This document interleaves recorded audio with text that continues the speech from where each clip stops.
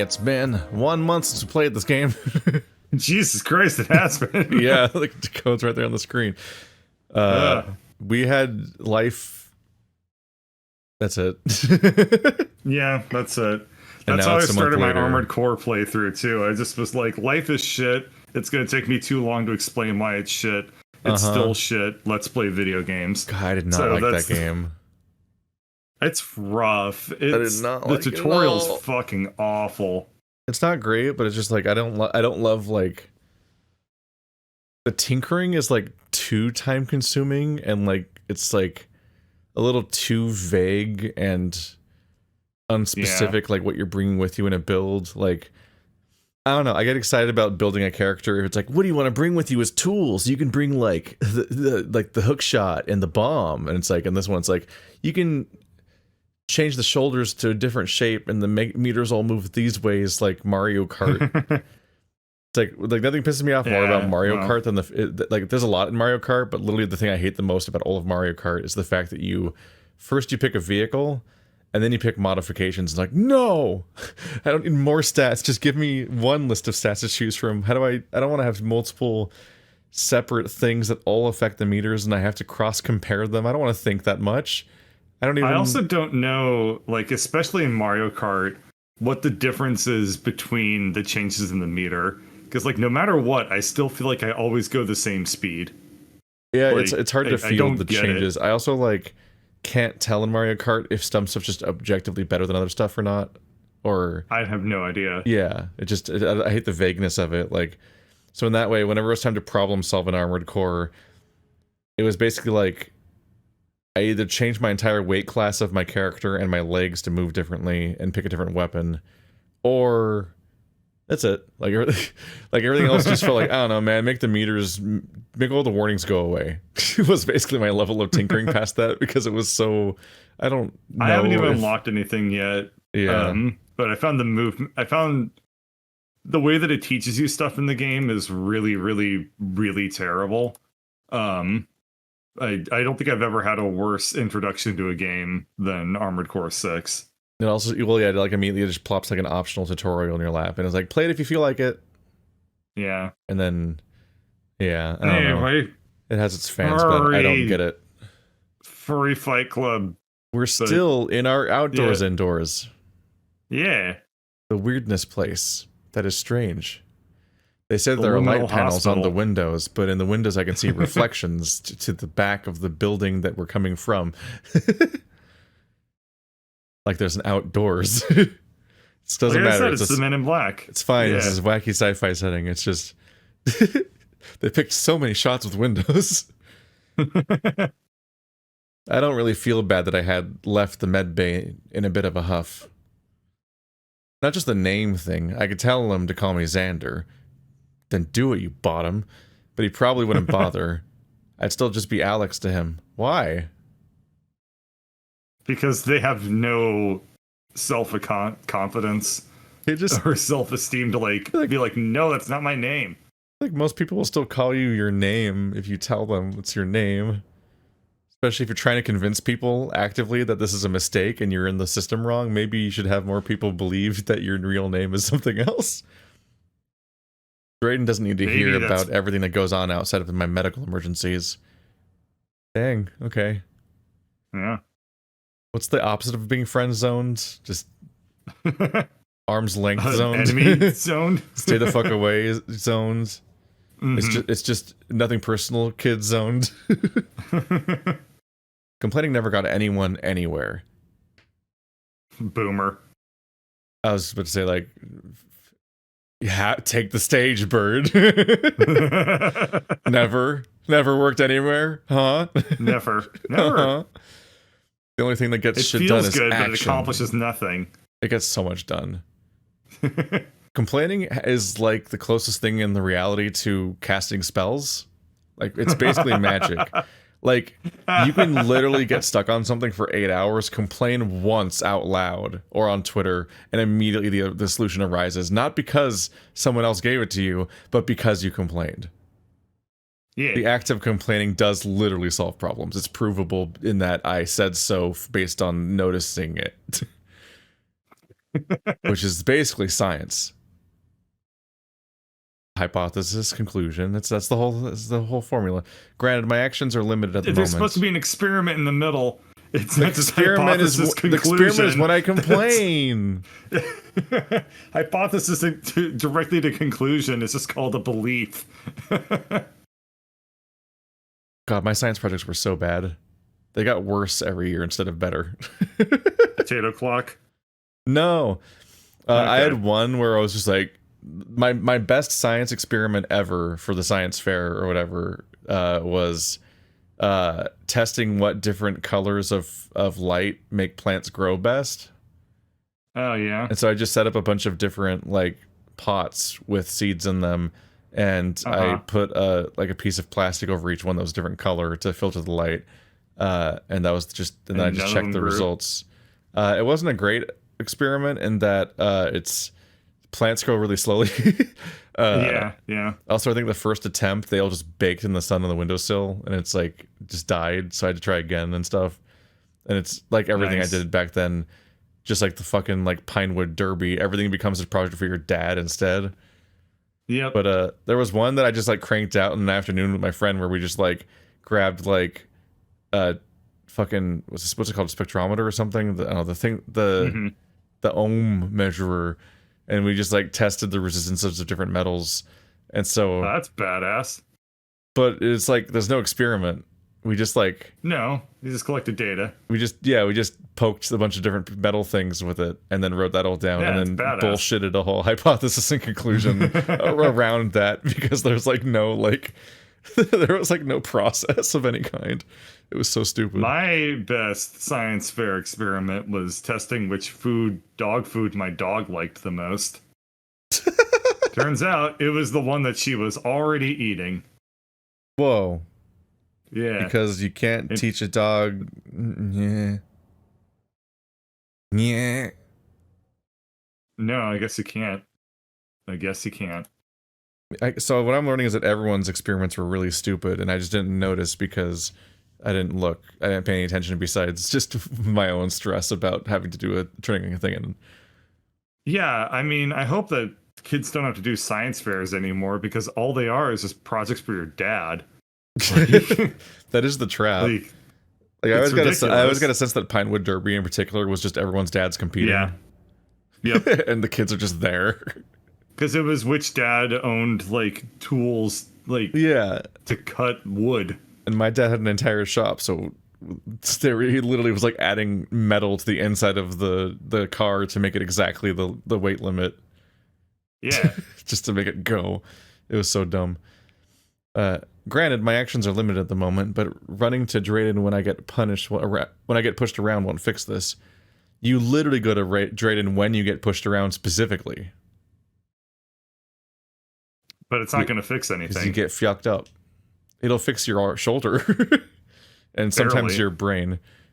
He literally fills us with like halo stimulants that heal us. It ain't winning any fights, is it? No, but it'll survive to lose more fights. And, there's like a message in there. A stupid one full of concussions. But I'll just look like a little kid running to their mommy on the playground. Okay, this seems a little toxic. Jesus, it's so toxic. Yeah. We're adults. Even if Bruce acts like a brat, and even if Redline can be childish, whatever. This will get solved eventually. I can either win or lose until I die. He said Bruce acts like a brat. That's an interesting word choice given what he's been doing to us.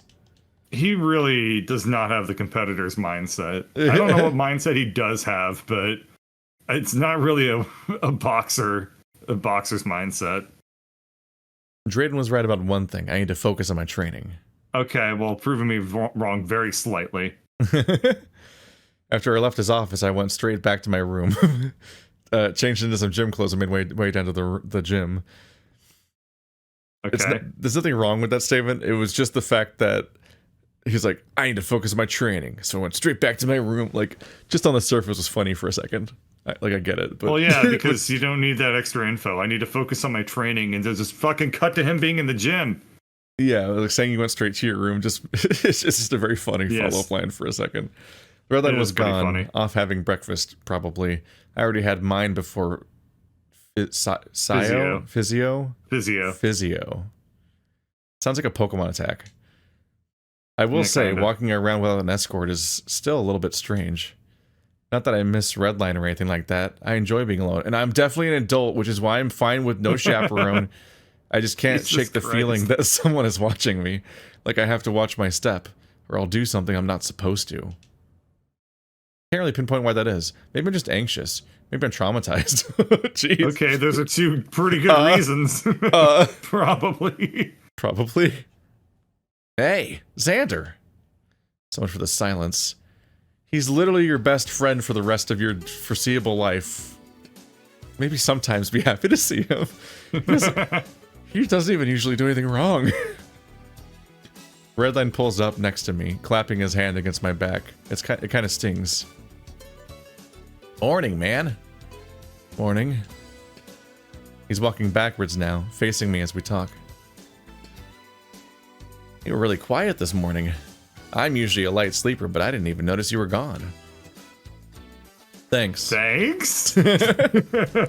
Compliment? I've had a lot of practice sneaking around. What? When? Have we seen if he has hooves or not? I'm trying to remember. When he got picked up, did we see his feet? I don't think we've seen his feet. It'd be so hard to sneak around. Mm-hmm. How do you think when Drayden go? What is that soft clopping? No, don't say it like that. That means something on the internet. Oh, I know. I know you know. I know. That's why I'm mad. It's innocent if my mom says it, but you... How'd your thing with Drayden go? Are you cleared to fight? The worst thing that you could be cleared for? Redline narrowly avoids... one in 30 minutes. Oh god, it's just immediate loop. Just a loop. He doesn't even get to train. Yeah. Hospital to punch. Learn by doing. The thing you're doing is mostly dying. Redline narrowly avoids bumping into a rhino who was intensely focused on his phone. Yep, and you should probably take care of where you're going. The hyena laughs. I've got eyes in the back of my head, Zander. It's fine. They're for scaring off predators. See? Watch this. Whoa! I meant to do that. He's hot. Redline moves directly into a rather burly kangaroo man who stands unmoved while Redline stumbles forward. Remember your previous commitment? What was this? You were doing an Australian accent. Oh no! And it was so it was so challenging. Oh no! I didn't bother telling him Bucky had been standing in our path for the last 20 seconds or so, next to the open door to a gym room. I saw this guy and I was like, I voiced this guy. What's the small feeling in the pit of my stomach? And I was like, oh, it's Patrick Warburton, right? No. And then you reminded me of what I was truly signing up for. Bucky smiles. Oh God. All right there, Ned. Need a watch where you're going, little man. Ned. Red. Redline hammers a fist playfully on Bucky's chest. Sorry, Buck. There you go. The kangaroo's paw moved to ruffle Redline's hair, gently shoving him toward the open door to his left. Go get started on the jump ropes then, Red. They both laugh, and Redline follows the momentum into the gym. Bucky turns back to me. And Zander, good to see you this morning. I nod. I take it you got the go-ahead from Drayden? Yep, he told me to be careful, though. Makes sense. Don't want to go breaking anything else. We'll take it easy today. Get in here and start warming up. I'm so fucking focused right now. Just trying to think through every consonant and every vowel. I know I'm not doing it right still, but I'm like, just don't fuck up. Just don't fuck up. I follow suit, moving through the door into the space. One half the Sorry, room. these background images. Anyway. One half of the room is wide open, an empty space where people are standing around, stretching, or talking. Wow, real active gym. Yeah, furry visual novel backgrounds that use photos are always a little funny because they look. It's not just that they don't look like they're in different buildings; they often look like they're in different countries from shot to shot. So you're just like, Yeah. oh, here we are. But it would be so much work to draw them all. But also, there's only a few people in here. That makes sense, considering a lot of folks are probably off having breakfast. Along the back padded wall are a few bags of various shapes and sizes. Heavy bags, speed bags, all suspended off the ground by chains. At the end of the room is a large mat with a circle on it, clean and empty, waiting for fighters to use it. Seems smaller than one used in official fights, but big enough to spar in. Of course, Redline is here too, twirling the jump rope up and down around his body, like he promised Bucky. What? A few people had gathered around him, chatting while they stretched. Well, they have a thing where whenever he calls him Buck, he has to do reps, and he refuses to stop. I just didn't understand. I was trying to picture if that's how jump ropes work it or not. Just I guess that's it. casting a magic spell. I make a circle, and then it seems so easy for people like him to just talk with others. I don't understand how he's so quick to make friends. Yeah, that doesn't surprise me. Especially with the speed he's jumping rope. Most people would be too focused on their breathing, but he's pacing himself well from what it looks like. It helps. He's probably still focused on his breathing. Yeah, it also helps to be tiny. Just doing it faster. Just a tiny, tiny man. Yeah. I start my stretching as well, keeping to the corner to focus on myself. That right shoulder really needs this. I can feel my muscles releasing that tension that had been building up since the incident. All right, boys, let's get it going. Bucky claps his hands a few times and jogs into the space. Everyone stops talking and turns their attention to him. Redline is still jumping rope in place. Bucky slides up next to me, actually patting me semi-aggressively on the back. Semi-aggressively, all right. Semi-aggressive patting. It's very specifically vague. Yeah, it really gets the imagination going in a confused sort of sense, but it's going. You'll see we got a new guy joining us. This is Zander, everyone. You want to introduce yourself? The eyes turn to me now. They're all staring. Hopeful. Excited. If not excited, they're at least expecting something. Redline looks excited, but that seems to be his default state. He's really whipping that rope around fast. Right, the introductions. It's pretty normal for this guy to take 20 seconds before he says anything.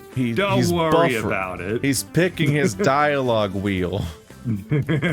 Hi, I'm Zander. I've been fighting for a while now. Jesus Christ. What more am I supposed to say? That I got my arm broken by the biggest guy in the league? I'd rather not that be what I'm known as here. But too late. They watched. Everyone watched. It was broadcast on TV, I think. You don't get to be like, if I don't say it, it's not real. Mm-hmm. And they probably all know all that, so I can't really give them any new information. I guess Bucky can tell I'm floundering as he slaps my back once again with an awkward chuckle.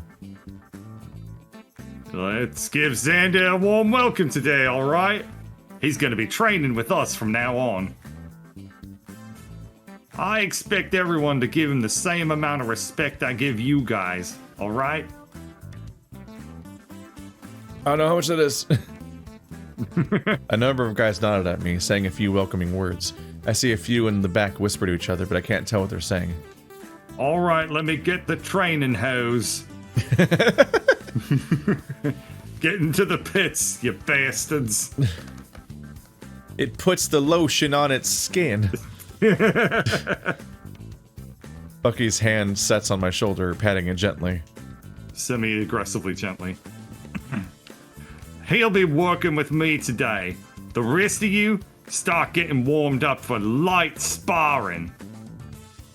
Which one we use flashlights? Redline starts to open his mouth. Red, you keep on that jump rope. Zander, come this way. Bucky moves towards the heavy bags lined against the wall, carrying a pair of training gloves in one hand. I follow suit. The rest of the guys have already got their hand wraps on, spreading out across the gym to warm up as they chat amongst themselves. They're mostly around my size, but a few of them are a little bit bigger. I guess Bucky doesn't mind having some different weight classes here. A sharp whistle pierces my ears, calling my attention back to Bucky and the heavy bag he was stationed next to. He pats the bag and tosses me the gloves. You doing all right? You've had group classes, I'm sure. I nod, undoing the Velcro on my gloves. Yeah, for a while. They're cheap. Bucky chuckles at that. Smart. Coaches can be hit or miss, but you're here, so I assume they did you well. It doesn't look like you brought hand wraps, but that's fine. I don't want you sparring just yet. I didn't think to bring my hand wraps or gloves down to the gym with me. What the fuck? You went to your room! I just put some shorts on. I'm done. It makes sense to bring them, I just forgot. God, he's bad at training. Hand wraps are used to protect my knuckles, but I don't normally need that kind of protection when I'm training. I don't know what to expect down here just yet, though. So maybe I should be bringing them just in case. It's interesting to have the thought maybe I should be bringing them after you were just after you just had the realization you forgot them and need them. Yeah. If you didn't bring any to FANG, that's fine. I'm sure Red or someone has some they can spare. Red then calls out from somewhere behind me now, still jumping rope. I've got a bunch you can borrow. Focus on your breathing, Red. Double time. The whipping of the rope against the floor speeds up. Bucky looks back down at me. But, like I was saying, those gloves will do you just fine. Bag gloves. Thinner and lighter than normal sparring gloves, so I can practice striking faster. We're still getting your arm back up to speed, so I'll hold the bag for you. I just want a few 1-2 combos, alright? Take it slow. I nod and close my eyes. Slow breath in, slow breath out.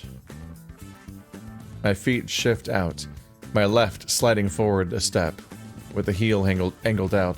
My right slides back a bit, angling its toes out. I bend my knees ever so slightly, coming down as my weight presses down on my back foot. My hips twist to the right, and my shoulders fall through, firing my left arm out into the bag. It connects, with a hiss spraying through my gritted teeth. I force my hips back to the left as my right arm pistons forward. Another hiss forces its way out of... He doesn't look pleased. That all you got? Another hiss punches its way out, forces its way out as the punch lands, and I've noticed my expression has changed, scrunching up my face as I force my aggression out into the bag. Bucky's been bracing himself against the bag, clutching it tight, but even he takes a step back as my punches land. Whoa now, easy Zander. I said take it slow. I snap my glare into his eyes. I'm not sure why. I don't want to intimidate him. He doesn't flinch though, just stares down with the same lax demeanor he's been carrying this whole time. Sorry. That was good though. You caught me off guard. But remember, we're warming you up. I know you want to fight, but you can't go messing up your arm again. Alright? Take it easy this time. I nod and focus back on the bag. It's clearly weathered after taking so many punches over the years. Even then, it'll probably last longer down here than I will. That's a depressing thought. It kind of pisses me off. I'm so fucking frustrated. I need to take this. I need to take it out on this, on something. If only there was something to punch. Bucky's hands twitch, and I see him still watching me patiently. Deep breath, Zander. Take it easy. Force all that anger down for now. Conceal, don't feel. Now. Men will do anything other than seeing a therapist. My hips turn slow, and my punch reaches out to the bag. The leathers collide and part gently. They collide gently? He's seducing the bag. How slowly is he punching now? Good. I twist the opposite direction, my right reaching out in a similar fashion. There you go. All I want to do is focus on your form right now. Nice and slow. My punches, if I can call them that, continue in a similar fashion. Slow, gentle taps against the bag as my feet stay planted. Oh, he really is like not punching. Yeah. This goes on for a while. The rest of the class continues their sparring. The temperature in the room seems to rise. I almost ask if they can crack a window open, but that's not exactly an option down here. We continue for a while, and after Redline finishes his jump roping, he joins us on the next bag over. Bucky moves away from me to inspect the other students, correcting their form and physique as they train. They're all moving so fast, swapping partners every so often, laughing as they test each other's techniques. Doing alright, Zander? Red calls over from the other bag, leaning up against it. He's worked up quite a sweat, but that's to be expected after what he's done so far today. Yep, just... It's nightmarish to think about having fur and sweating. Yeah. I throw another combo. combo. That's why dogs don't even bother. Yeah, they're so smart. I throw another combo, slow like before, but with that little extra power behind it. They just vomit up their heat. I can't help but speak flatly with him. At least for right now. Everyone else clearly has shown their prowess in the class. Feels like I'm taking remedial boxing for beginners, as if I haven't been doing this for over a decade now. Well... I look like a fucking idiot. Well... You're doing great! I look back up at Redline. Probably hard without your full range of motion right now, but it's looking real solid. Keep up the great work. You... Trying to think of whether or not Redline is the only brown hyena I've seen in anything. A visual novel. What colors are hyenas normally? So brown hyena is a name of a type of hyena specifically, not a color, but they are brown.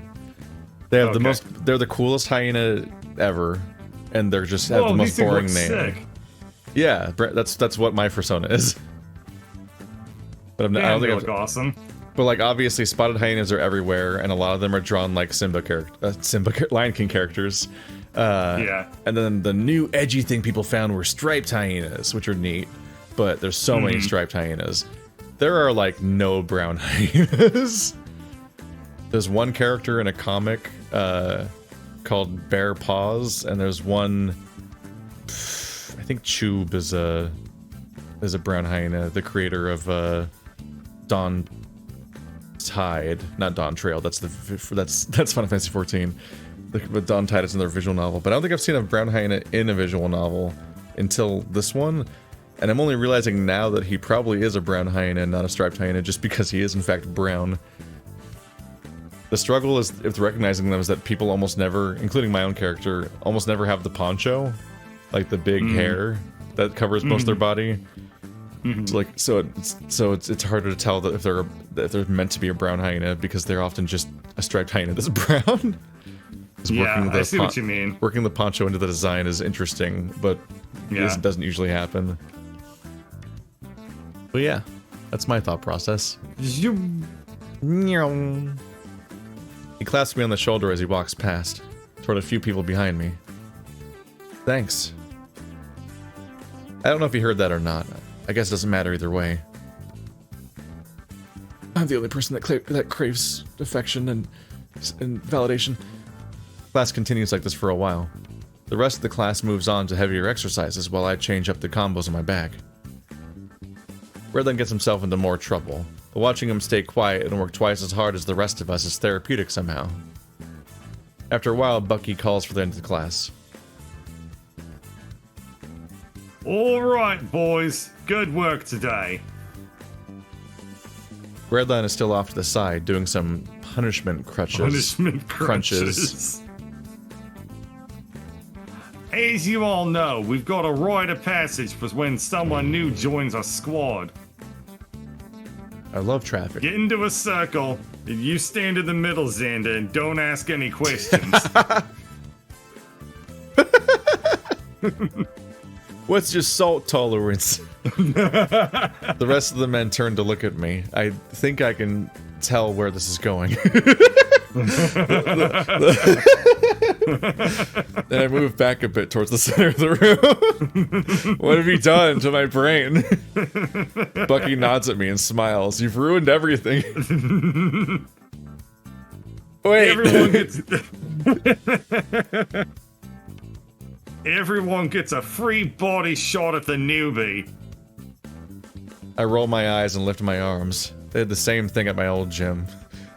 Well, at least there's that. A number of guys line up in front of me. They're all wearing training gloves, but I don't really mind either way. After a bit of talking, the first one steps up. He reels back and I tense my abs. The blow makes contact, slamming against my body as I hiss out. It didn't really hurt as much as I thought it would, but there are a lot more to go. He moves on, and the next one steps up, taking a second to aim his shot. Another thump, another hiss, and he moves on. Conditioning is important, especially when it comes to taking punches. Uh-huh. This also makes for a good ab exercise, so I can't really complain. Uh-huh. The line shortens. I think you can complain. With each punch forcing a well-timed hiss out of my mouth. It's good to spit some air out when I get hit. At least when I can predict it, as it makes my body tense up. That can make it easier to take a hit. A few more pass through. The punches finally start to sting. My abs would be a nice shade of red if anyone could see them under my shirt, and also my fur. Only one left to go.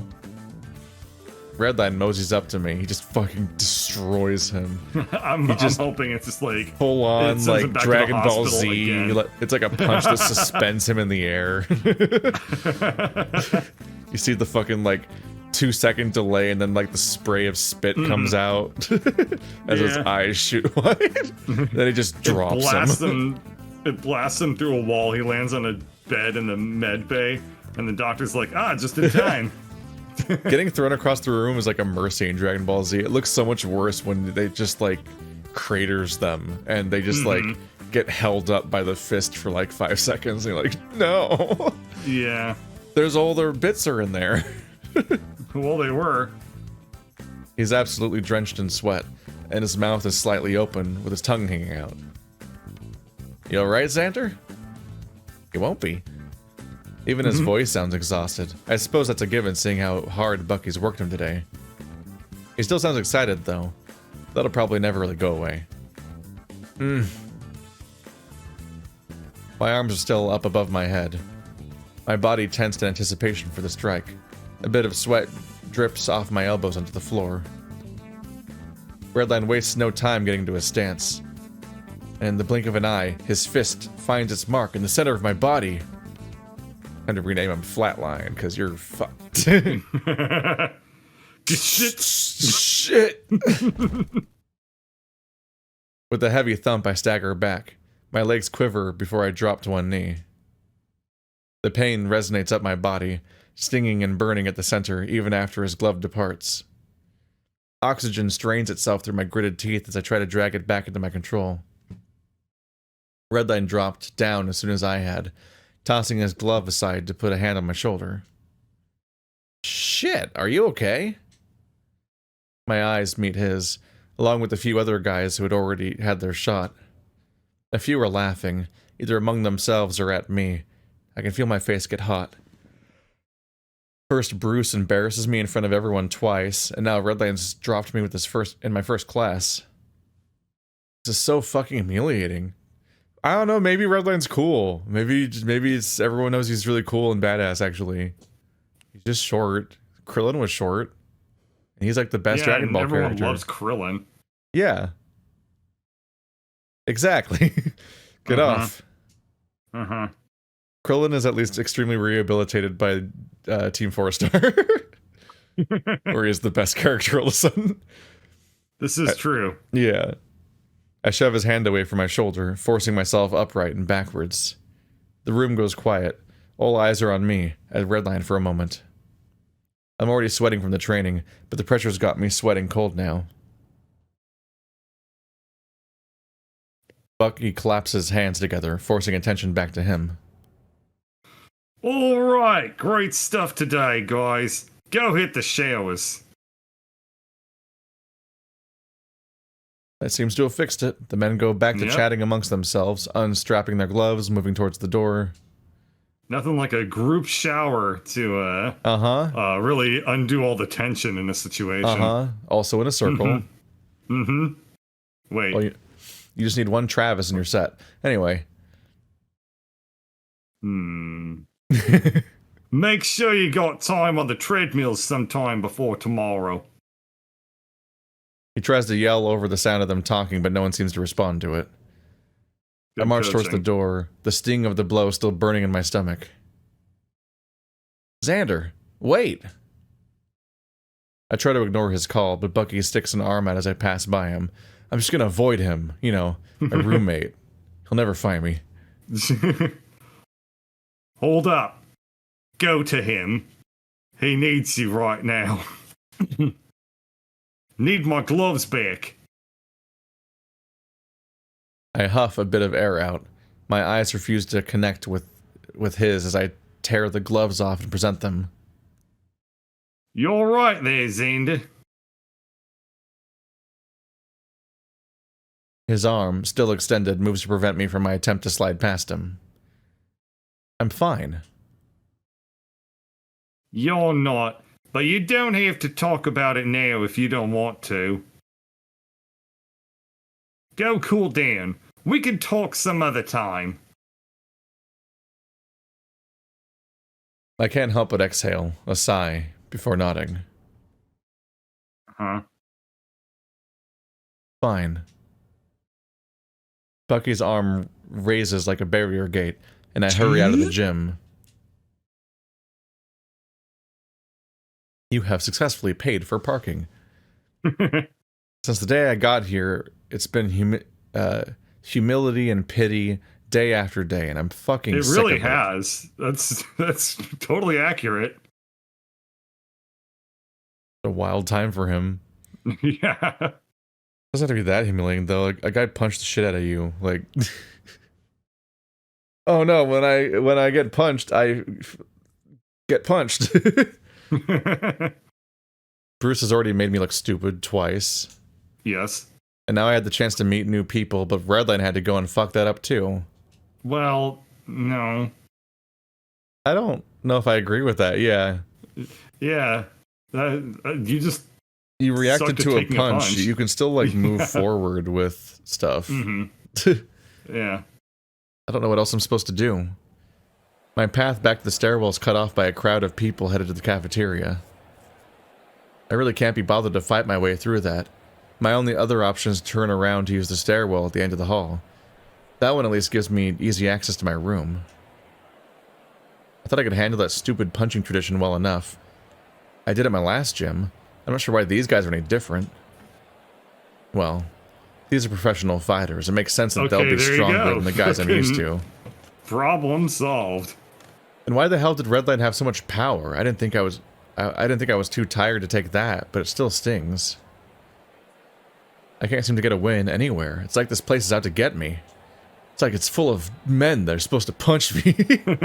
Punching men. What do you call those? And now I look like an idiot for leaving the gym in such a rush. I mean, that was self-inflicted. Yeah. I can still feel sweat dripping off of my chin. Have I been leaving a trail down the hallway this whole time? I hope not. That's fucking gross. It is gross. Probably not uncommon down here, but still gross. Passing by the gym, I can't see Redline, but that's for the best. I don't want to see him right now. Jesus Christ. The rest of the hallway, he's kind of insufferable. He's really taking this hard. Can we play as Redline now?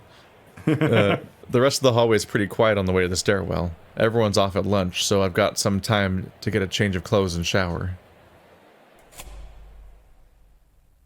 The closing of the heavy metal door's latch echoes up through the space.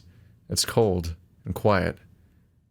The chatter from down the hall is completely silenced behind this door. That silence is quickly broken, though. A breathy sigh comes from somewhere above me.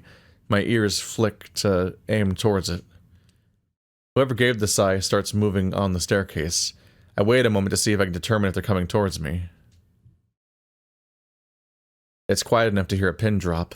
At least enough to hear the sound of my sweat dripping onto the cement floor. Ugh. It draws my attention for a second. Gross. Gross. I guess they're going further away? How far up does this go? I move up the stairwell, keeping my ears out for anyone back there. Looking up, I can't see the end of the staircase. Not that it's very well lit here regardless. As you can see from this photo. I get the second floor of the stairwell and open the door. Finally away from the rest of the people, I take some time to get a fresh change of clothes from my room and head to the showers. They don't have their own showers. That's like oddly, that's like kind of frustrating. No, this place is hell. It's kind of frustrating to have your own rooms and for those to not have showers in them because it looks like a hotel. Exclusively public showers, no exceptions. Yeah, it's like a dorm.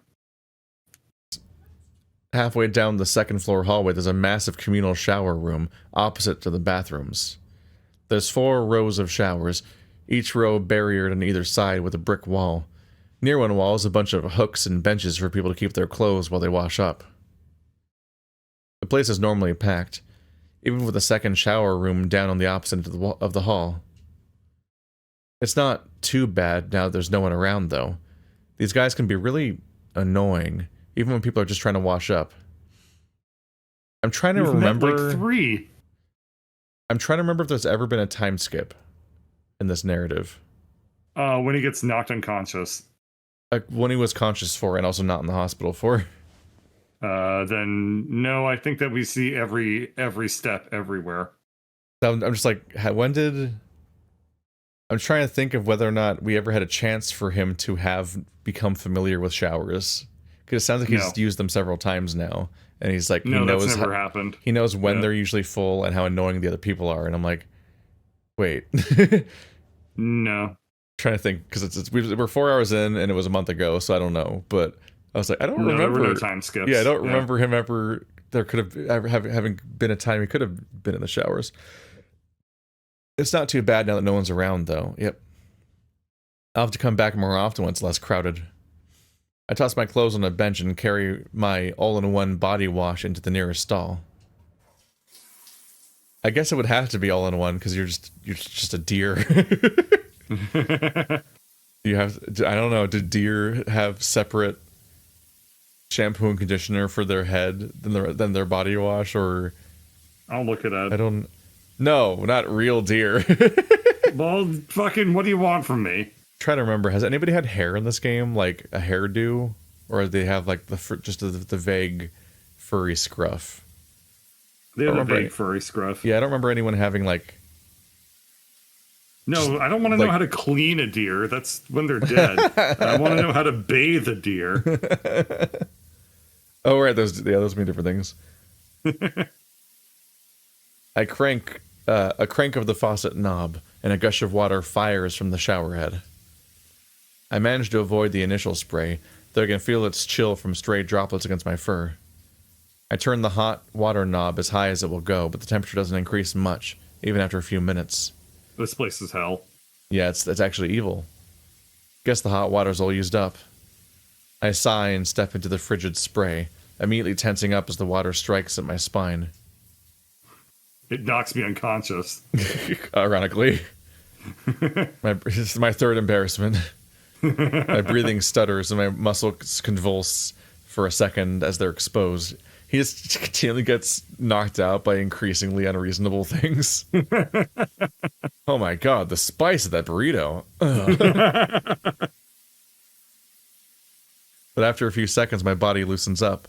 I can breathe slowly and smoothly now. My body wash lathers up nicely. It smells kind of minty, too. The body calls it charcoal chill. Guess that explains the black coloring. Not sure what it has to do with mint. Someone enters the room.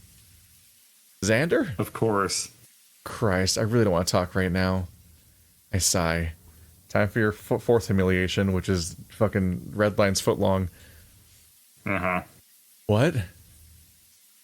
What? That's the tone. Mm-hmm.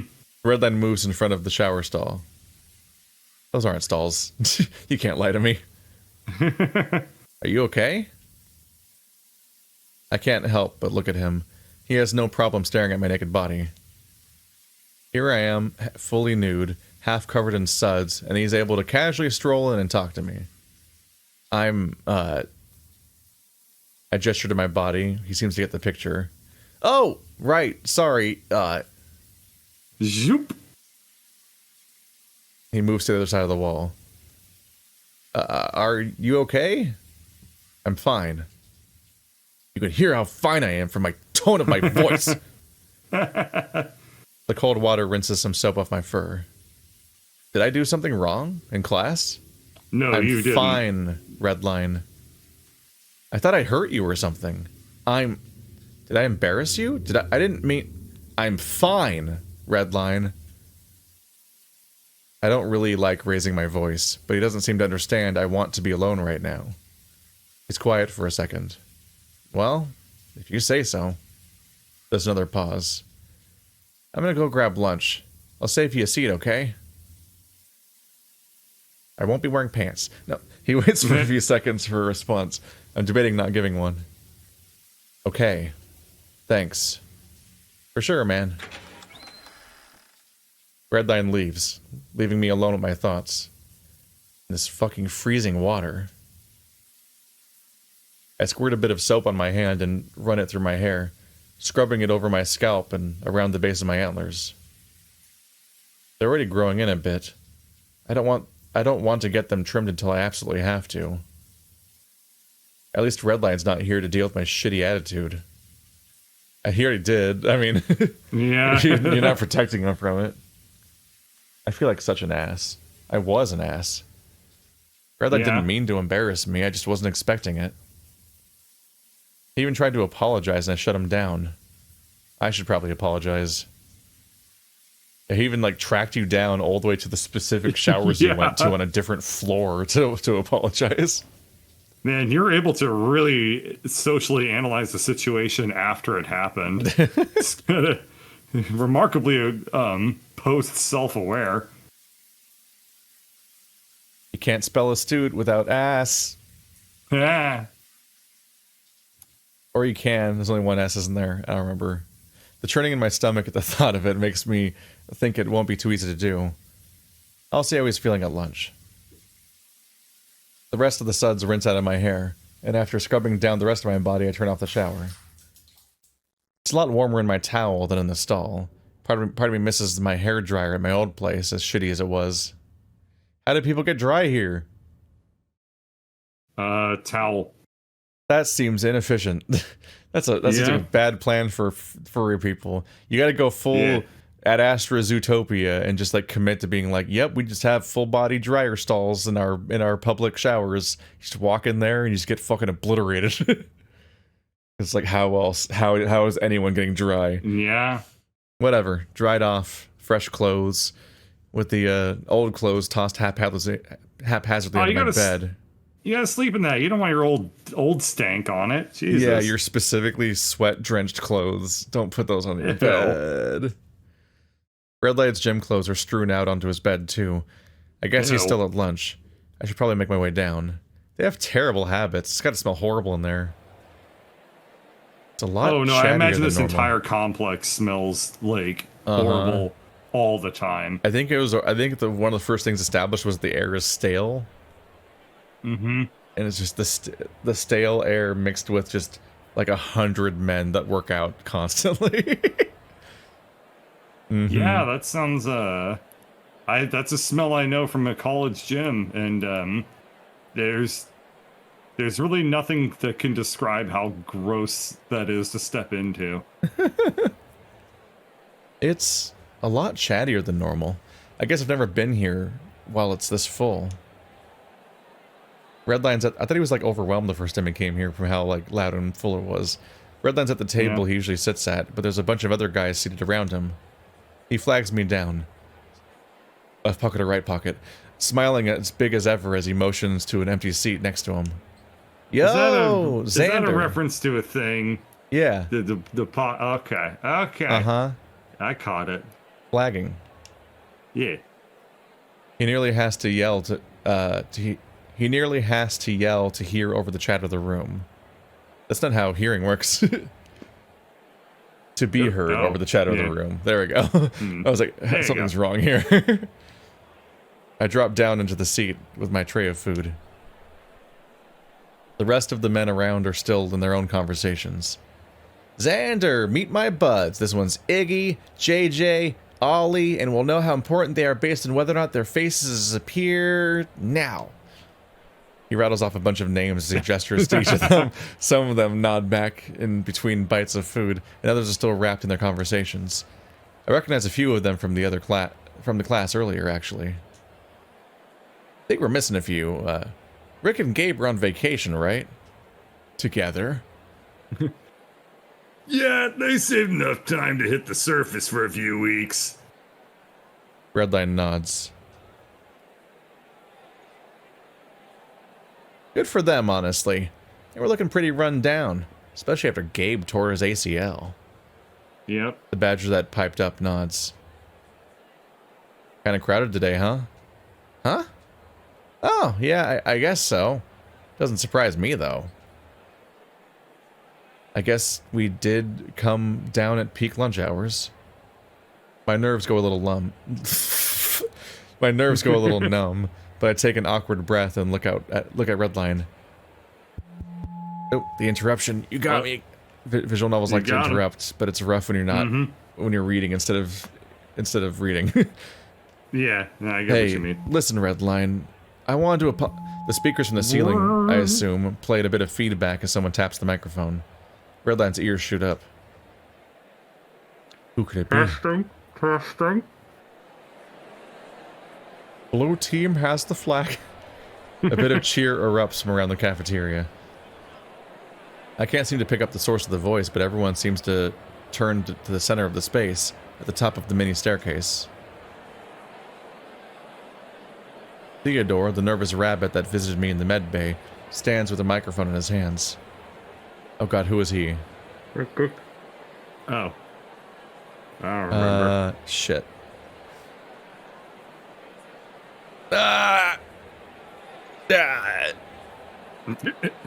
Good. Like, I might have voiced him because you were I think you were already voicing the doctor? I think so, yeah. Didn't he weird? I feel like, I'm trying to remember, like, I feel like he vaguely looked like a cop for some reason. I don't remember at all. We've only seen this character like one other time, right? Good afternoon, everyone. It's like the same voice. The voice in the crowd almost drowns out Theodore over the loudspeakers. I turn to Redline.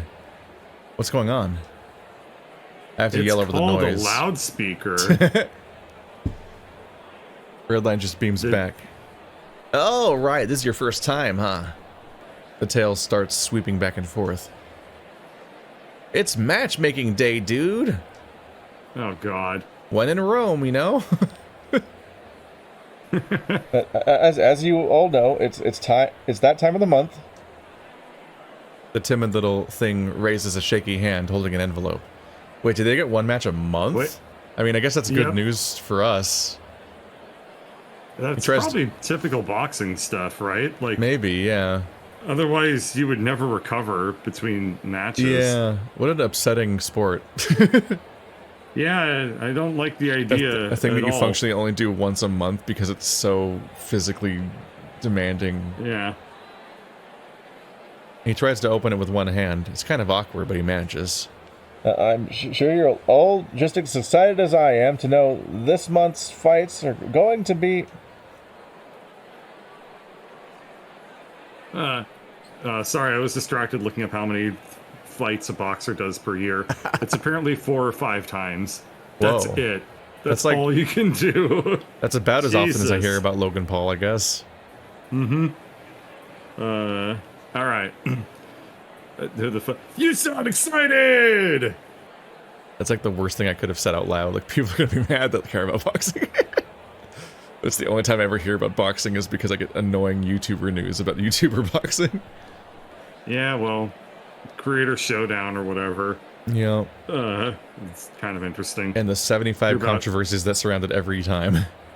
Yeah, I mean, you know, the only 2 things I know about it are Aaron Hansen got his nose broken after fighting somebody for like 30 seconds who was also 60 pounds heavier than him. Yeah, did he find And, did he find the epic mealtime giant? Yeah, he fought the guy who's like the tallest man alive. It's like this YouTube animator versus Hagrid. And the only other thing I know about it is that they That's have also what to he keep sounded replacing people for being racist. Yeah. Like, that apparently happens all the time. They did have the starting point of being the kind of crew that brings people like iDubbbz on. So it's a rough start Yeah. point. Someone yells over the crowd, which has managed to die down a bit in anticipation, but immediately roars back up. The rabbit's ears twitch, and his face goes blank as he tries to hurriedly run through the list.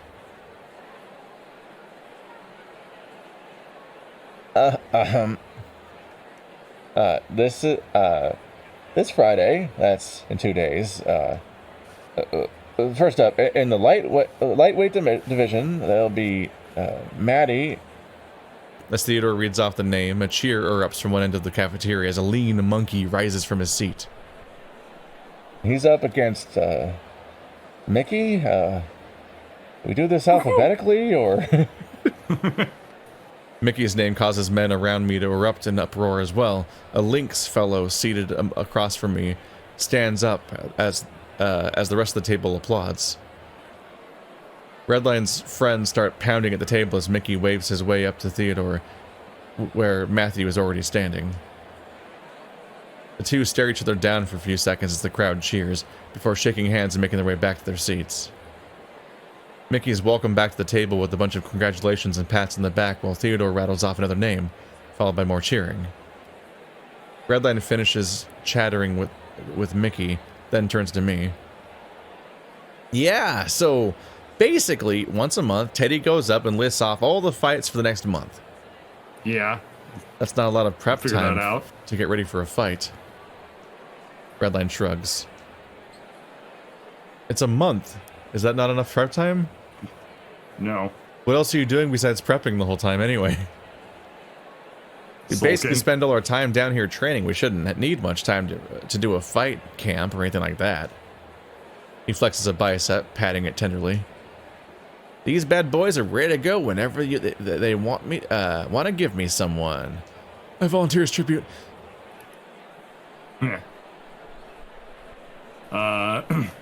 They're just waiting to see if someone as short as you exists. His friend chimes up, and Redline laughs, jabbing him in the shoulder. Hey now, Zander's right here. I can feel my face get hot. I'm not much shorter than him. He's My shorter fourth than embarrassment. Redline? Apparently. Oh no! My 5th embarrassment. I'll never forget this, as I will list it off to myself over and over again. It just day after it day. just makes it even more cursed that he's fighting a dinosaur. No, that's great. You're like, what do you mean he's shorter than Redline? He's the smallest He's character we've Lomac. seen. in real That is life. like I the mean, basis, in a huh? visual novel, real life. Anyway. Yeah. God, I was on a furry beach trip for a week, and it was just like the part of this origins of us not recording this for a while. And Jesus Christ, I'm so bad at Smash, but 90% of my kills were Little Mac. He's a cursed little nightmare character. It just comes with the downside I don't remember him of super that. well, but you can like charge up his star punch and shit, and it's super powerful, right? It's different. Yeah, not the way that everyone else is charged. Everyone else has like a chargeable B if they have one, where you can like store it, like Samus and stuff like that. Little Mac just fights, and while he's fighting, his little little Ness like dash arrow meter fills up and when it fills up, he gets a one-hit KO with his B.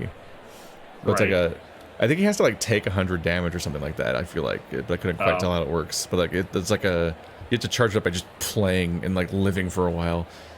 But Little Mac is cursed because if you take if you step 1 inch off a platform, you instantly die. Like he falls like a rock, and he falls like a rock, and the reaction time is like so absurd that like it's almost impossible to actually recover back onto a ledge, even if you walk off it yourself. Like it's just he has an uppercut technically, but it's like I played like 100 characters and I've never struggled to get back on a ledge that I myself fell off of any more than Little Mac, to the point where every match I play I kill myself once because I just because he moves like Sheik. He moves so fast on the ground that you can just walk right off a ledge and die. It happens every time. Cursed nightmare character. I'll keep getting better at him. Just because he's really annoying. Theodore's been talking a bit now, but the crowd's noise seems to die down after the previous fighters return to their seats. He clears his throat and tugs at his shirt collar. And the moment you've all probably been waiting for. We've got a special upcoming championship fight in the heavyweight division at the end of the month. Another cheer from the crowd, with chants of Bruce, Bruce, Bruce pulsing through the men. The reigning champion Bruce will be facing off against the challenger Alex. Hearing that name sends a shiver down my spine. The crowd goes kind of silent, almost confused as they look at whoever has that name. Look for. I push myself to my feet. A few heads swivel to look at me. I move through the crowd towards Theodore. What was once cheering and laughing has turned to an uncomfortable whisper as people are surely asking each other too many questions. Yeah, I remember. He looks like a cop. Just like, why does he look he looks like a funny little guy. Oh, the big hands. The giant hand, yeah.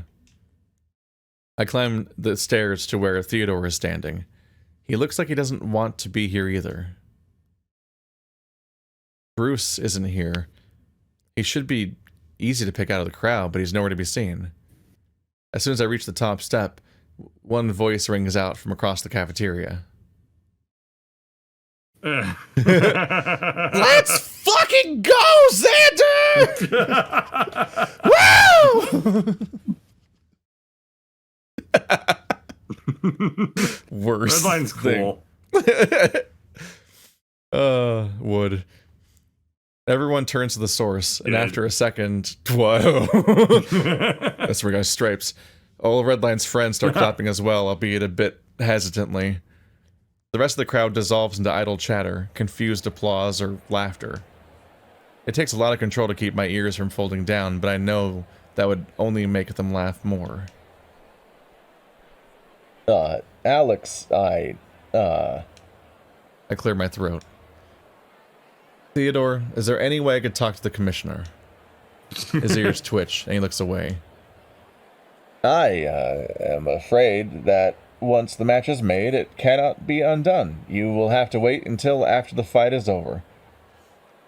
Is the commissioner Alex's, like, ex or something? He's just getting his revenge? I realize that me talking to the cup just implies that he's saying oldest in the microphone each time. It's really funny sounding if he's like still doing it. Like when he's a foot away, like he doesn't. Just forgot he's the too mic is awkward hot. to put it down. Yeah. You think this definitely seems like it's like a problem for their entire business, because like their probably most popular headline act boxer is going to keep getting matched with a stupid non-fight, so they're never going to get good matches out of him. So it feels like there's even more incentive to fix the situation. Like, what's That's a the really deal? good point. Yeah. I don't think he gets more matches either. But Theodore bows awkwardly and hops down the steps before I can say another word. A few men harass him as he nearly runs for the exit. Jesus. He's especially fast for someone so frail looking. Maybe that's why he's so fast in the first place? What does that mean? Being frail makes you fast? It's because he don't weigh much. I guess. He's got bird bones. The cafeteria has gone back to its usual chatter, and I slog my way back to the seat at the table. Redline's gotten most of them entranced in a conversation, but when I get close enough, he motions me closer. You want to tell these guys what's up? Not really. Redline's ears lower at first, but he turns back to his friends. He's in some weird fucked up contract and he has to keep fighting Bruce. He hasn't really told me the details.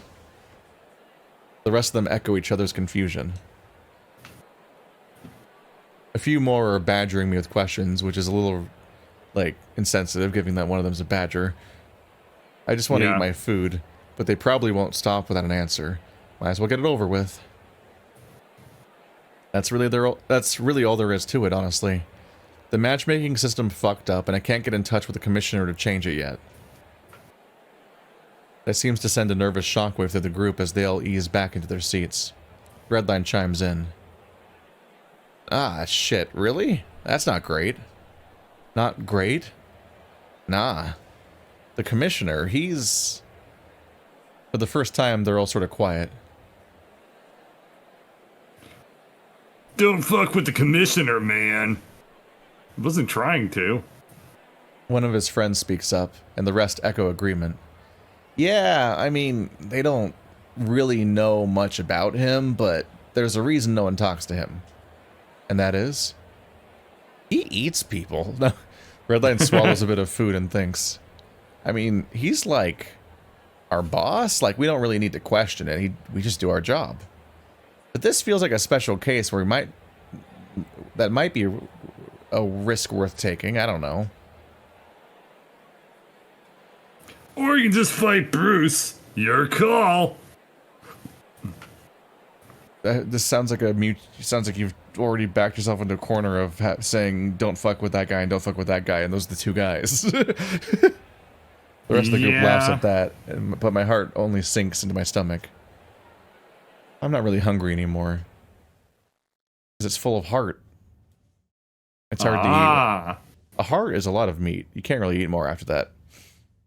He has seconds to live. A few weeks pass by, relatively uneventful, except from the dread of the next fight looming over me. Drayden tried to get in touch with me to weasel more information. A lot of speciesed verbs in this furry game, but can't really talk to him.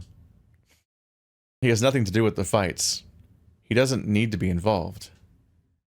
Theodore has pretty much vanished. Seems no one really sees him outside of matchmaking day. Not that he would have been any help either. He bolted when I tried to talk to him about then. I don't think it would change now. I roll onto my side. My mattress feels a lot less comfortable these days. The sheets are draped over my top half. I get really uncomfortable when my feet are too hot, which happens pretty frequently in this room. They shut off the air conditioning at night sometimes. I can't really tell why or how often, but I'll sometimes wake up in a pool of sweat. Me too. I also feel like the air conditioning just gets shut off randomly sometimes. I didn't sleep well last night. I hate California. I would like to live in the smog. The fog now. Look, send me to a fog city with fog. There's one in California. It looks cool. You have an excuse not to drive because you'll die. Yeah, San Francisco. San Francisco has other problems. Yeah, but it has fog. You will die as the default state of driving in San Francisco. But it has fog. You didn't say... You said you want to live in a fog city. I can care about multiple things. Why? Also, I can't afford to live in San Francisco. I'm not a real YouTuber. Jesus. Okay, Boston. I just play one on TV. That's what they all do. Boston's Anyway. pretty cool. I would move to Boston if I could. I went to Boston this year. Well, if you like basically the complete opposite weather of California, there's Boston. Yeah, let's all hold hands and move to Boston together. Make a YouTuber commune where there's one YouTuber. And nope. I don't remember if I told you this, but like when I visited Boston, it was really surreal because we went to my friend's apartment to like, because we're just kind of each day visiting different people, and like let's go to this German place that's like a few blocks away, and so we had like lunch plans or dinner plans or whatever. We just like walk like 6 blocks or something to this place, and the entire journey there is like not the same racism as BioShock Infinite, but the same like level of like vertical slice introduction demo as like the beginning of BioShock Infinite, where you're like, okay, why is every single space we walk into like its own set piece? And there's like people coming by like doing a wide variety of things and like barking lines that tell me a whole story based on the one party over here as they're passing and everything. Like it was surreal how like it felt like a tutorial. Yeah, it felt like I was playing a tutorial in real life, where I was like, it's very surreal how intensely dense this location is, and I only hear like each person say one thing, but I can picture their whole day now. Like it was like bizarrely lively in a way that I don't know how to process, and it was freaking me out a little bit. It was cool. Yeah. I live in the suburbs, so the suburbs are a place where you walk past people and try not to make eye contact, or you spend like an entire 5 minutes walking down one street to get down a block, and you see the other person coming the other way the whole time, and you're just thinking about like how you're going to greet them or ignore them or what the etiquette's going to be this time.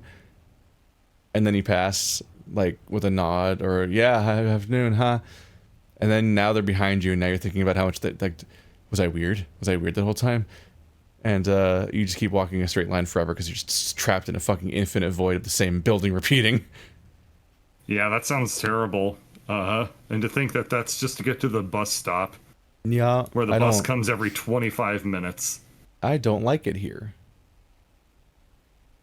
Anyway. They shut off the air conditioning, blah, blah, blah, sweaty.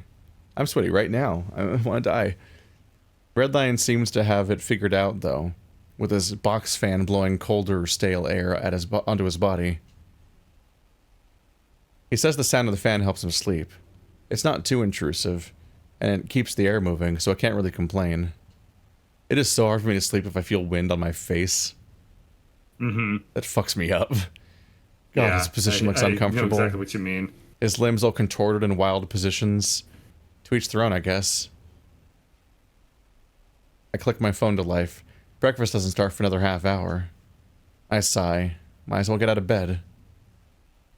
Waking up early has never been hard for me. Deer are light sleepers by nature, so everyone in my family would always wake up around sunrise. It helped for training, too, once I started getting serious about it. After moving out, though, waking up wasn't just natural, it was necessary. Those store shelves didn't stock themselves, especially for how early my work opened, even if it meant unloading hundreds of pounds of shit off of a truck at hours unseen by God. Ah, well, all that's behind me now. Maybe not the early mornings, but that's fine. I like waking up before everyone else. I get to have my alone time, and silence treats me well. Well, silence, ignoring Redline's fan. That's a weird standard for non-silence, honestly. It can't be quiet. The air moves sometimes. I have to be in a hyperbaric chamber. I slip a tank top on with my phone slid down my lounge pants pocket. I step out of the bedroom. Sounds hot. It's hard to believe I've almost been here for a month already. 1 month since that elevator ride. 1 month since leaving it all behind. 1 month since Bruce. He's gonna break out into song. Yeah, it's been 1 month since. It's a callback. I was foreshadowing this at the beginning. And now I get to do it again in a few days. Unless I bring a gun. My stomach hurts again. Maybe I should go somewhere to relax before breakfast opens up. Wow, why haven't any boxers ever thought of just shooting the other guy? What are they, idiots? Stupid, honestly. It's called MMA for a reason. It's been a while since I hit the immersion chamber. Maybe the beach will calm me down. The hall is quiet as ever. I haven't been back here since Redline was showing me around. I pull at the door, locked. Redline must have used a passcode on the panel next to the door. Who could it be? Need a hand? Bucky's voice echoes from down the hall behind me. I was hoping to get some alone time, but if I had to be interrupted, I'm glad it's him. Yeah, door's stuck? Bucky nods, tapping in something on the keypad. Yep, this place is pretty high tech. They don't want random people coming in without a password. Who's random? But it's what? I'm just like, isn't it 4 boxers? Oh, okay. Yeah. And this is not an open building. So I'm just like, who's the security for? Either he's allowed in or not, right? Some people have been punished. They can't go into the Chamber of Fun. It's the only source of entertainment in this entire facility. Clothing optional. Give her a go. Sure enough, the door opens. It's still nighttime in here, but it'll probably be sunrise soon. Just has like an accelerated like Minecraft day-night cycle. The ocean is still. No waves crashing against the shore. The silence is almost eerie. You're up early. Yeah, I couldn't sleep. Mm-hmm. I hear you. Bucky leans on the railing overlooking the ocean. Nervous? About the fight? He stays quiet like he's waiting for an answer. I move up next to him. How am I not supposed to be? He huffs out a short laugh. I still don't know how you got involved in that contract. Got something to do with their system or whatever. I need to talk to the commissioner to get it fixed. What? You don't think you could take Bruce? I don't really know how to answer that without sounding like an ass. How is it even a question? Not really? Could you? Oh, yeah. He didn't even take time to think about that. Really. Mm-hmm. He'd be lucky to have any pieces left to put himself back together again. He's bigger than you. He's undefeated in his weight class. And? What does that matter? Okay, so weight classes are... I've never heard of this concept, weight class. What does that mean? You never can fight a larger man. It sounds homophobic. Do you think I'm gonna get anywhere worrying about all that? My dodge the grave? He turns his head to face me. I don't give a shit that he's huge. That just means he's slower than me. That's not remotely true. That's true in anime. Yeah. Boxers are fucking fast, man. Anyway, I know how to handle myself. Leave that to instinct and let the rest of my focus go on tearing him to pieces. His finger jabs at my forehead. The absolute worst thing you can do, the absolute worst, is to let them get in your head. But he did that with his head. Yeah. No, I don't like the delay. The finger moves to point between my eyebrows. You're not gonna let him get in your head. You know exactly who you are, and you know exactly what you're going to do. And nothing can change that. Here's my gun. And if the last few weeks of training have been any indication, you're probably gonna leave him smeared across the cement. All right? The finger on my head shifts to place his hand flat across my scalp. Staring up into his confident eyes, that genuine warm smile. It's hard to say no to that. Now kiss. He shakes my head gently. All right? I chuckle and swipe at his hand. It drops to the railing. All right, you're probably right. Not probably. I am right. Full confidence, Zander. Whenever you doubt yourself, you gotta make yourself be confident. Even if it ain't real. Fake it till you make it, that sort of thing. And you keep that confidence until it becomes real. You understand? Still working on that. I don't. learned all this in a book by Jordan Peterson. I had the exact same thought. I'm like, no. I don't. He continues. Oh my god, is this that hard for you to fucking grasp? I've never heard these phrases before. If you doubt yourself, you lose focus. You lose focus, you take a hit. It all snowballs till you end up eating pavement. It's like the energy shield in Halo. But if you stay on that track of positive thinking, it's gonna do wonders for your mental attitude. You start finding solutions you didn't see before. You'll still lose, but... Won't automatically make you win, as they know, but it'll help you get closer. So, I'll ask you now. You're fighting Bruce. Are you gonna win? It takes a bit to respond. My stomach is still in knots. Yeah. Took a bit, but we got there. I'll ask again right before the fight. Don't lie to me. Oh no. That got a bit of a chuckle out of me. What happens if I lose?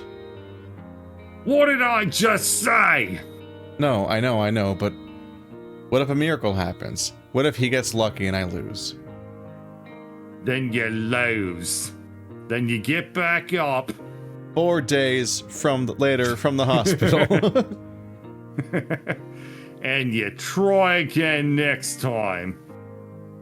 And you keep going till you break his big dumb snout in. Or die trying. He goes quiet at that. Not like he's mad or confused, but like he doesn't know how to respond. Well, it won't come to that. Bruce is a brute, but he's not a killer. We're quiet for a moment. I break the silence. Do you genuinely think you could beat Bruce? Oh, absolutely. Not even with fake confidence. I'd drop his ass in a second. In a fight? I eye his belly pressed firmly against the wall of the railing. Redline did say it had been a while since people had seen him fight. Fortunately, he doesn't get the you fight with a punch, not your paunch.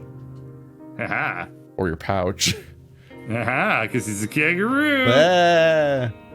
I wouldn't get out without a few scrapes, of course. But he's lucky he ain't fighting when I was around. I'm surprised you can take a punch from him.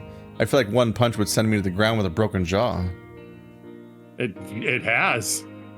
A dislocated shoulder, a brain thingy. That he forgot about, which I guess is accurate to brain injury. Bucky's eye peers down at me, almost suspicious of my lack of confidence.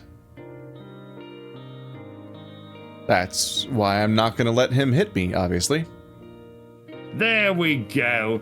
And you're not wrong. Bruce is a bit of a powerhouse, eh? Yeah, I'm not normally scared of getting hit from people in my weight class, but that's not really an option for me right now. Really? Not even Red? Huh? Red, back in our first class, when you went through initiation, Pop dropped you like a sack of potatoes. I hadn't really thought about that. I don't really think I actually apologized to Redline either. Bucky could probably see my mood drop. Did you, want to talk about that? He's a strong little bugger for sure. Probably just weren't expecting it, that's all. I know it's like efficiency sometimes, but I'm just like, it does feel a little weird to be following up on this suddenly like 3 weeks later. Oh. After training every day with him and also sleeping in the same room as Red every day. He tussles my hair, but his finger gets caught on my antler stubs. I flinch instinctively. Yeesh, these things grow fast, eh? Yes. He doesn't have to tell me twice. Gonna need a haircut before you fight. And a bone cut? A trim? I've been dreading it for a while, but it has to be done. My fight's in a few days. I'll probably get it before breakfast. Good thinking. We got grappling today. Can't have you jabbing out the eyes of my boys. We're quiet for a little while, just listening to the water sway gently. So what brought you here? Oops. What? I accidentally touched a joystick. He gives a contented sigh. Oh, I usually come out here for a run whenever I can't sleep. Something about the water just helps keep my mind at ease, you know? There's much more beach than I thought there was then.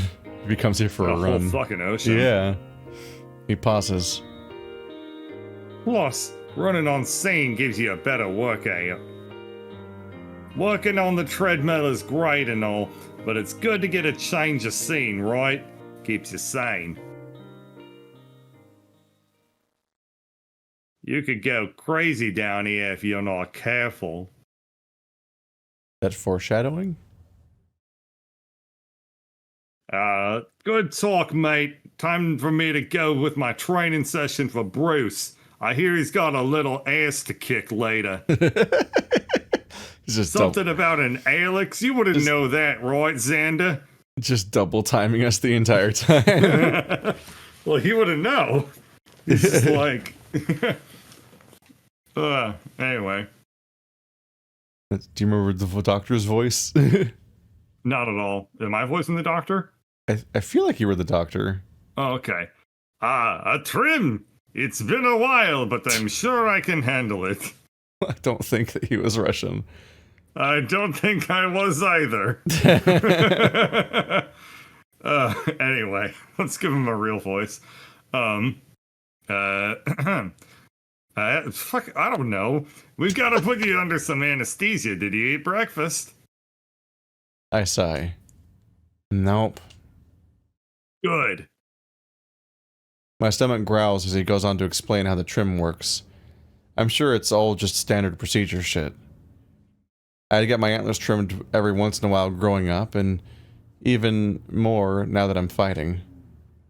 It's not too big a deal during the winter, but I need one at least once a month for most of the year. I could just let them grow out, but then I'd have to give up fighting. Uh-huh. I don't know what I'd do with myself without that. Well, you could go back to the box thing. Sounds like that was working out okay for you. Besides, I couldn't put on most of my shirts if I had antlers growing out every which way. I don't look good in a button-up. The doctor's been rambling for a bit. I know the drill. Anesthesia injected into my scalp. Bone saw cuts as close as the doctor can get it to the skin. Some of the fancier places topside have machines that do it a lot more efficiently, but those are expensive. The anesthesia alone costs more than most fur cuts. Thankfully, the league pays for it down here, though I guess that's why you don't see deer in the league often. I agree to whatever the doctor is saying, and lays me back onto the chair. A few seconds later, I feel the prick of the needle in my head. I close my eyes as the numbing feeling spreads over my head and face. Some time has passed. This feels fucking amazing. I don't know where they got this stuff, but it's so much better than where I usually get the trims. It's not supposed to have that effect. That's bad.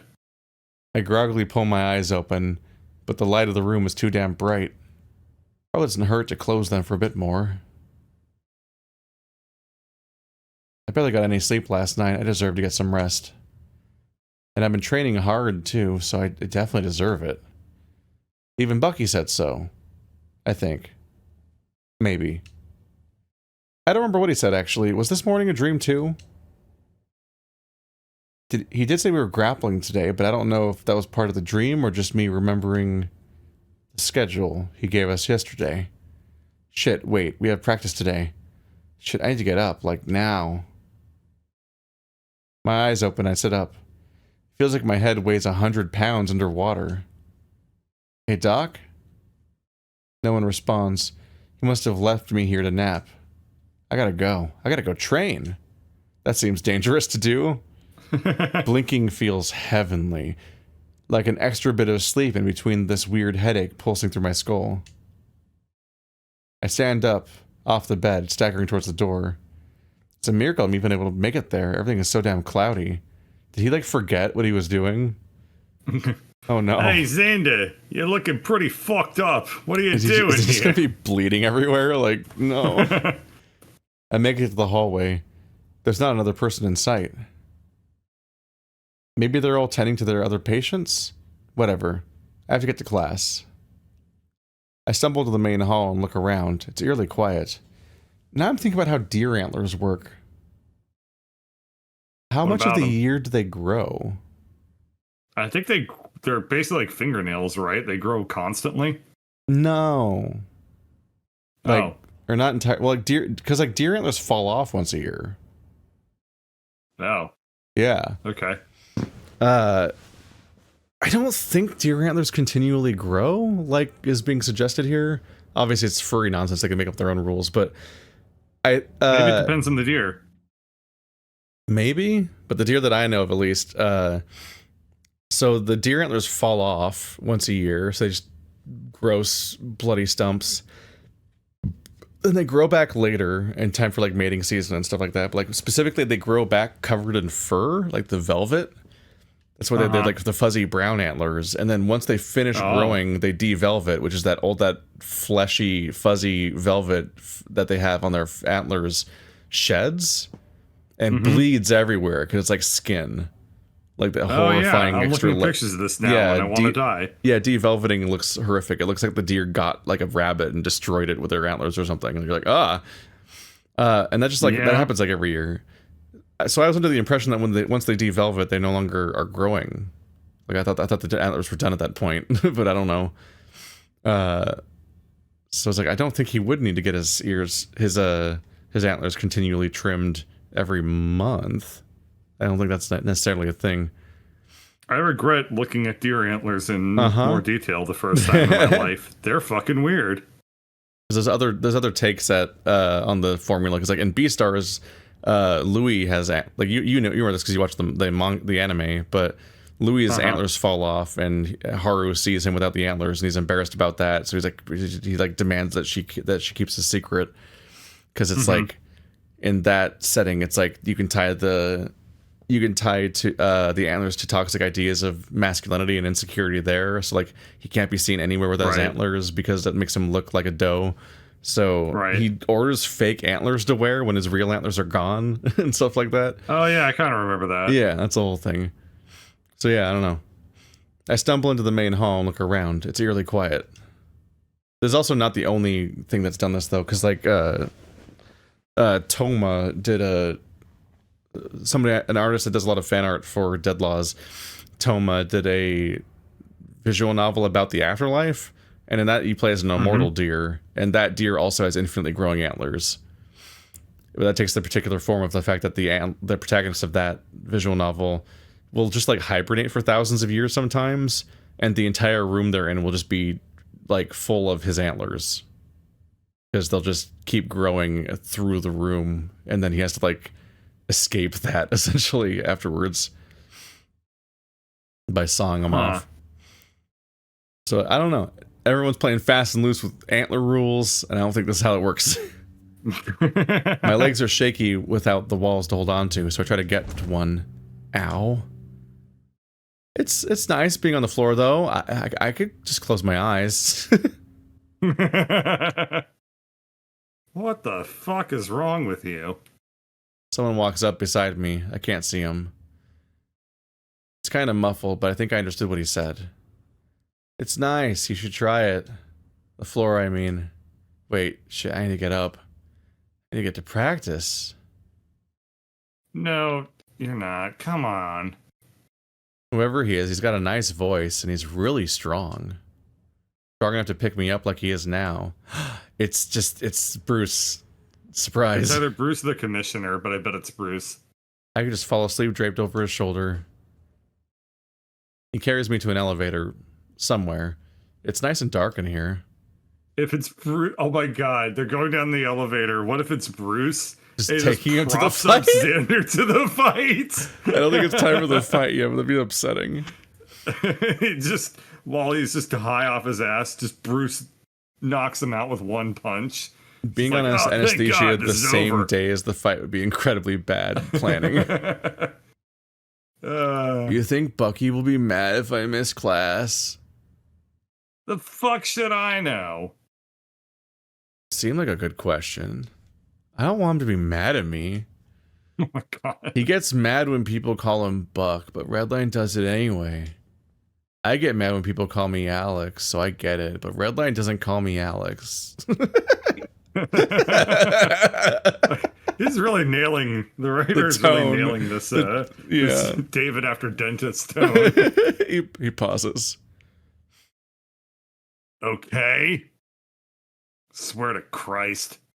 You're soft. The elevator stops. I don't remember it starting, but it stopped. And now this big guy is carrying me down a hall. Which one is yours? My room, it's on the second floor. I know. Which one is it? Why do you know? It's at the end. I know everything about everyone. Except this. Okay. It's not just mine, though. I share it with Redline. Okay. He's really nice to me, even though I'm mean to him sometimes. Okay. I don't think he should be nice to me. Okay. Because then I wouldn't feel so bad. Jesus, I gotta get some of what they gave you. You sound seriously fucked up right now. I laugh. Probably a bit too loud. It hurts my head. It's anesthesia. Numbing for my antlers. I prod at them. I can't feel my finger poke against them, but they don't hurt to touch like they usually do after a trim. So I can get them cut. It's different this time. Alright, we're here, I think. I hope. I've been nearing unconsciousness for so long and my body nearly crumbles when he sets me down. I fumble with the thumb padlock for a second and finally get inside. Didn't I have practice to go to? I think I need to go to class. No, you're going to sleep. You can't even walk. Oh, okay. That's a good idea. I stagger into the room and trip, falling flat onto a bed. A bed, leaving the door open to the idea that he fell asleep on Redline's bed. My legs curl up and I drag the blanket over my body. Good night. He pauses for a minute. Yeah. The door closes and so do my eyes. Even though the sun is shining brightly through the windows, I somehow managed to pass out. It is. The fake sun. I wake up to the sound of buttons clicking. I don't know how long I've been out. I don't even think I remember falling asleep. Definitely not in my own bed. Oh, shit. Sorry. Did I wake you up? He whispers loudly enough for me to hear. I sit up in my bed. Shit! Sorry! No, it's fine. You look too comfortable in my bed, so I didn't wake you. Your bed? I blink a few times and shake myself awake. I'm definitely in Redline's bed. Mine is on the opposite side of the room. Cover is still neatly pulled over the mattress. Sorry. He taps a few more buttons on his controller. His laptop is propped open with some video game displayed. It's fine, dude. You looked out of it. Judging by how much you talk in your sleep, it sounds like you needed the rest. I glare at him from behind. I talk in my sleep? Oh yeah, sometimes. Usually a bunch of nonsense, but it still means you're restless, right? I guess. I fish my phone in my pocket. My head's still a bit dizzy from the meds. There's a text from the doctor and a few from Bucky. Doctor first. He applied some special gel to my antlers to keep them from growing back as fast. Says something about the anesthesia being extra intense when used with the gel. I guess someone told him I was back in my room, safe and sound. Redline, maybe? No, Redline was at practice. But I remember talking to...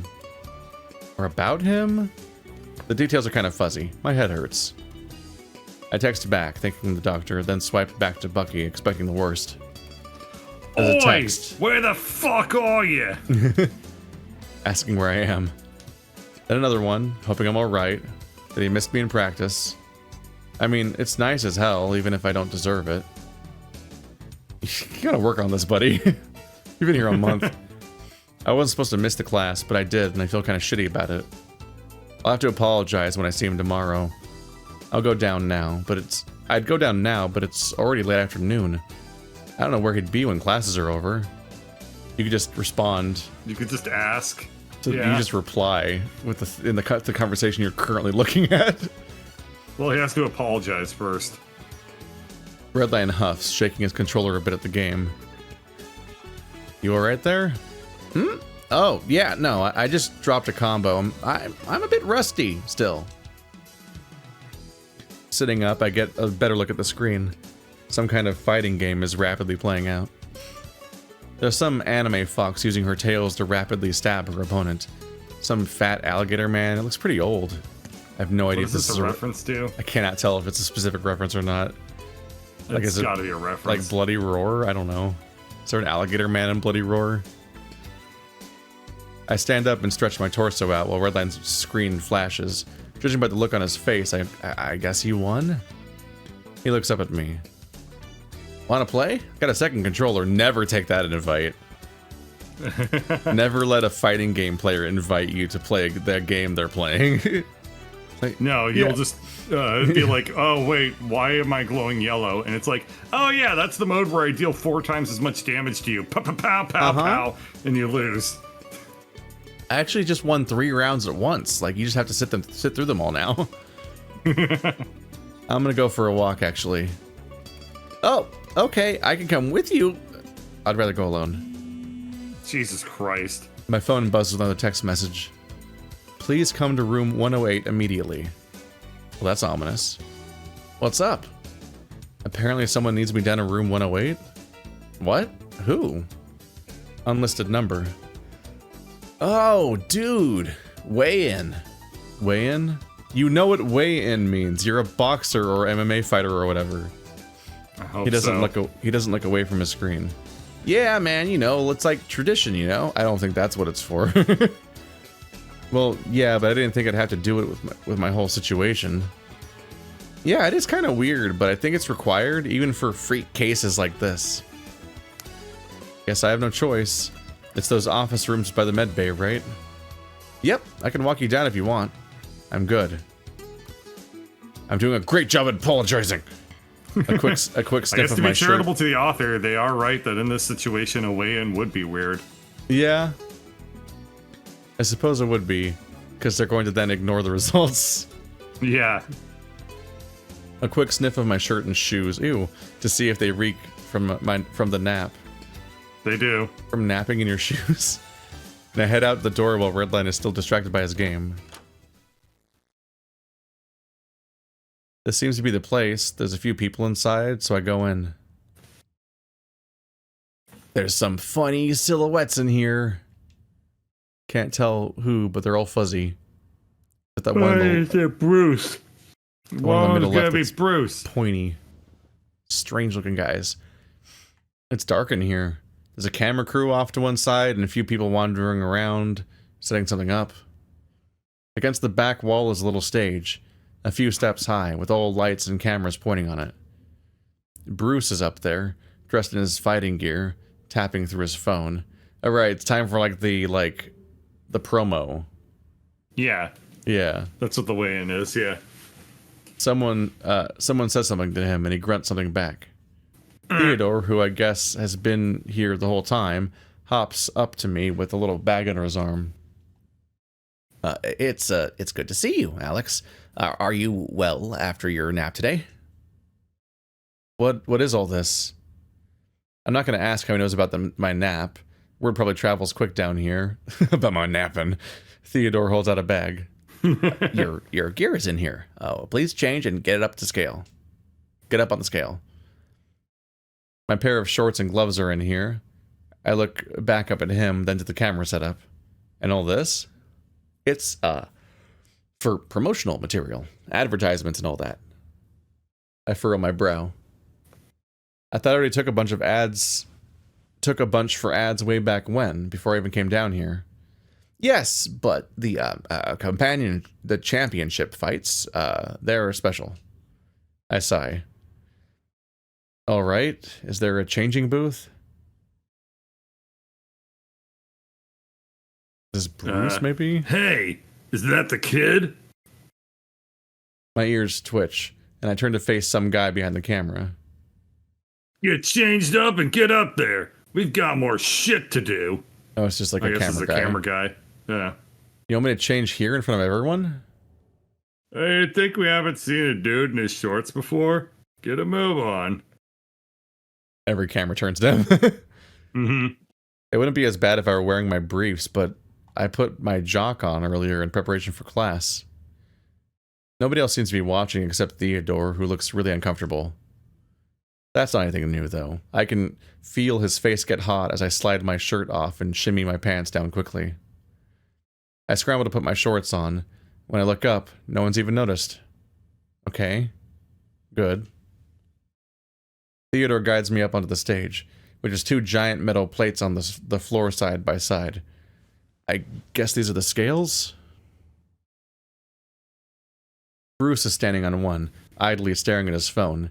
He turns his attention to me as I climb up the steps and flashes a smile. Didn't think you'd actually show up, Runt.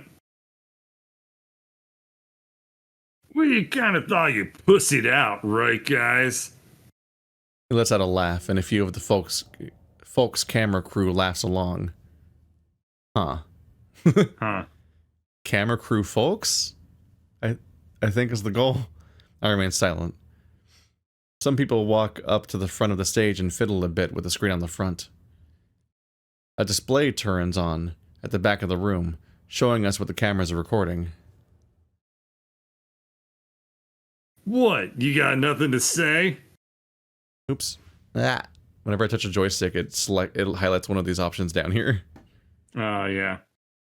Nothing I say is going to make you stop talking. A man behind a video camera pokes his head up. Bruce chuffs. I'm sure I can make you stop talking real quick, kid. You must think you're cute, challenging me again. What? Challenging you? They assigned me to... Yeah. Keep running your mouth. Just don't say anything stupid. He lowers his voice, growling those last few words. He's a tiny man. You're fucked. Alright, guys. Hold still. Bruce is standing with one hand on his hip, the other arm pumping a bicep, chest proudly puffing out for the cameras. I just sort of stand there, seething. A few seconds pass by, and the screens in front of our scales display a green check mark. These two weigh the exact same amount, weirdly enough. What the fuck is Wow. this even? What is it supposed to be indicating? What did he swallow a bowling ball? Like, how the fuck?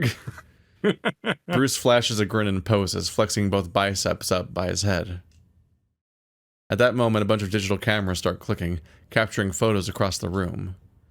The guy behind the video camera clears his throat. He lifts his head over the camera and glares at me.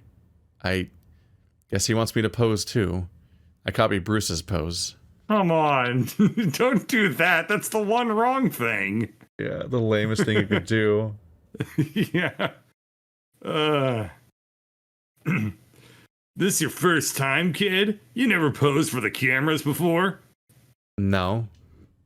Don't worry about it too much. I'll make sure there'll be nothing left to pose with after this Saturday. Alright, and turn to face off. Dino turns to face me. I'm getting flashbacks to a month ago when we first met. His smile is a lot bigger this time around. He stands there for a minute while the cameras click and take photos, simply glaring me down. Then he steps forward, bumping me with his chest. I try to stand my ground, but he takes another step, and I'm forced to move backwards.